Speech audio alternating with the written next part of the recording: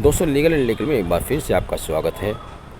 यदि आप किसी अनरजिस्टर्ड इंडिविजुअल से कोई पुराना सोना ख़रीदते हैं, गोल्ड ज्वेलरी ख़रीदते हैं और उसको प्रोसेस करके किसी और शक्ल में सेल करते हैं, तो क्या इस तरह से बेची गई और ख़रीदी गई अमाउंट के डिफरेंस पर जीएसटी दी जाएगी? आज हम इसी पे चर्चा करेंगे, क्योंकि हाल ही में अथॉरिटी फॉर एडवांस रूलिंग द्वारा रूल दिया गया है, जिस पर आज हम चर्चा करने जा रहे हैं।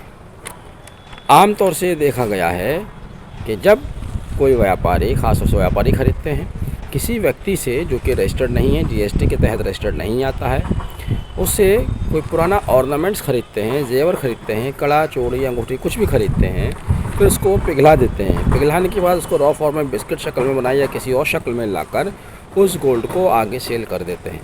तो इस तरह से परचेज़ और सेल के बीच का जो डिफरेंस आता है, उस पर 3% या कहीं 3.5% जीएसटी वो पे करते हैं। ग्राहक से भी लेते हैं, ग्राहक से लेते हैं, इसका मतलब वो आगे जीएसटी पे करते हैं।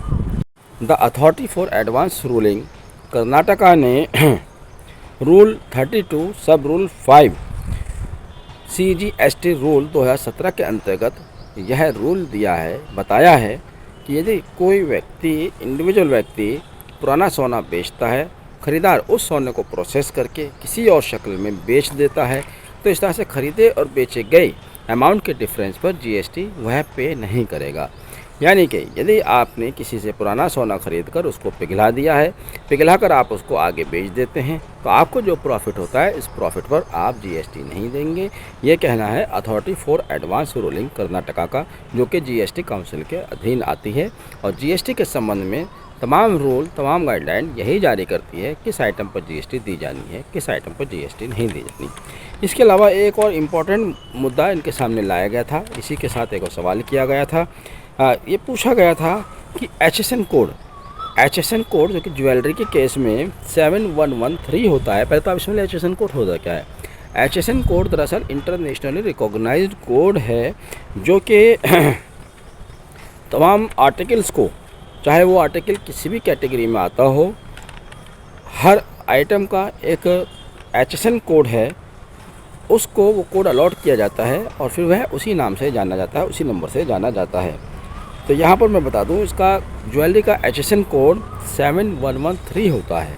अब अगर आप 7113 HSN कोड कहीं डालते हैं, कहीं लिखते हैं, इस्तेमाल करते हैं, तो इसका मतलब है कि ये ज्वेलरी के बारे में बात हो रही है। HSN कोड, जिसको हार्मोनाइज सिस्टम ऑफ नोमेनक्लेचर कहते हैं, ये 6 डिजिट का नंबर होता है। तो सवाल ये था कि इसका HSN कोड क्या होगा, क्योंकि पहले आपने रॉ मेटेरियल ख़रीदा, ज्वेलरी ख़रीदी, जिसका HSN कोड 7113 होता है, फिर आपने उसको प्रोसेस कर दिया, तो क्या उसका HSN कोड बदल जाएगा? इस पर भी जीएसटी काउंसिल की ओर से ये कहा गया है कि जब आप सोने को प्रोसेस कर देते हैं तो उसका HSN कोड चेंज हो जाता है और फिर उसका HSN कोड 7108 हो जाएगा।